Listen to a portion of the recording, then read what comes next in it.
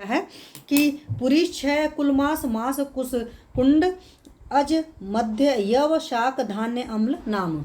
ये हमारे चरक शारीर 6/11 में दे रखा है। जबकि शारीर स्थान का मतलब हम समझेंगे कि हमारी एनाटॉमी दे रखी है, शारीर स्थान में भी चिकित्सा बहुत सारी जगह दे रखी है और हर जगह दे रखी है। ग्रंथि रज फॉर्मूला वगैरह ये सब सारी चीज़ें जो है वो भी आपके शारीर स्थान में। तो ट्रीटमेंट के पार्ट कई सारे जगह शास्त्रों में पलटे हुए हैं, सिर्फ चिकित्सा स्थान में नहीं। चरक जी ने तो सूत्र स्थान में भी बहुत सारी चिकित्सा दे रखी है, शारीर में भी दे रखी है। और किसी को इस चीज़ का देखना हो तो मैंने आर्टिकल्स इस तरह के लिखे हैं, आप उन सब चीज़ों को कर सकते हो। लेकिन आर्टिकल मेरा सिर्फ एक चीज़ पर है, दैट इज़ दीपनी महाकषाय के द्रव्य का ही है। तो यहाँ पर कुलत्थ जो है वो अगर पुरुष क्षय की तकलीफ रहती है तो वहाँ पर हम लोग कुल्थी की दाल का सेवन कराते हैं। मांस मतलब उड़द जो होती है, उड़द जब आप खाते हैं तो अभी आपको अच्छे से पुरुष निकलता है। लेकिन मांस जो होती है भारी होती है, गुरु होती है, तो अपनी पाचन क्षमता का बहुत ज़्यादा ख्याल रखना होता है। इसलिए उड़द की दाल बनाना है तो एक तो कफ वाली ज़्यादा होती है तो उसको हमेशा अच्छे से भून करके बनाना चाहिए, उससे थोड़ी सी पाचन में लघु हो जाती है। और भी चीज़ें संस्कारित करनी चाहिए, डालनी चाहिए उष्ण चीज़ें, जिससे वो ईजिली पच सके, क्योंकि ये बनाती है।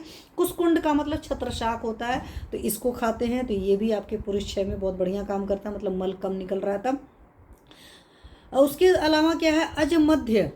तो अज मध्य जो है मतलब कि जो बकरे का मांस है उसका मध्य वाला भाग जो है ना, आगे का ना पीछे का, बीच वाला हिस्सा जो है वो खाना चाहिए। तो चरक जी ने नॉन वेजिटेरियन लोगों के लिए भी बहुत अच्छे से डिफाइन किया। यो जो होता है आपका जौ जो होता है, जौ जो होता है वो बोलते हैं मलकारक होता है, पुरुष बनाने वाला होता है। तो जौ का इसीलिए मैंने पिछली बार भी आप लोग को साथ शेयर किया था कि जिन लोग को भी कॉन्स्टिपेशन वगैरह की तकलीफ रहती है वो लोग यो के साथ में यूश वगैरह ले सकते हैं। और वो अष्टांग हृदय ने क्रिस्टल क्लियर बताया। ये हालांकि ये चरक जी का है।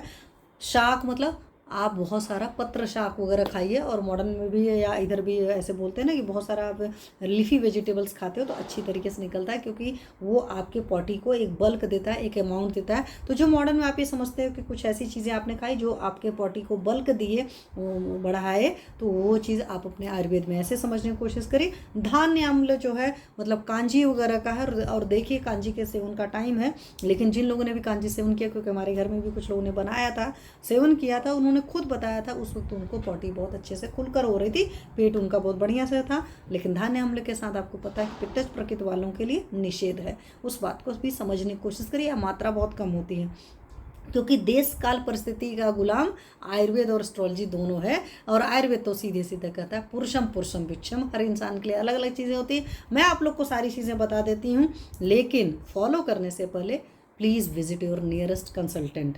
अपने कंसल्टेंट के पास जाइए, अपने चिकित्सक के पास जाइए, he or she will better guide you.